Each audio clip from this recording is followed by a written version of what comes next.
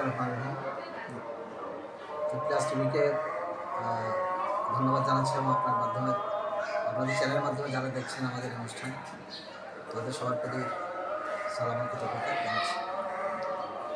City corporation নির্বাচন আগামী হয়তো কয়েক মাসের মধ্যে তফসিল ঘোষণা হতে পারে।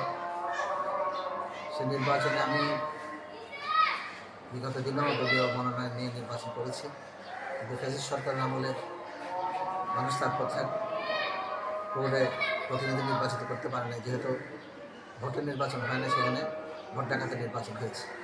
আমরা এই গণতান্ত্রিক সরকারের কাছে আমরা নিশ্চয়ই সবাই আশাবাদী যে আগামী সিটি কর্পোরেশন নির্বাচন একটি সুস্থ পরিবেশে মানুষ নিজের ভোট নিতে দিতে পারবে।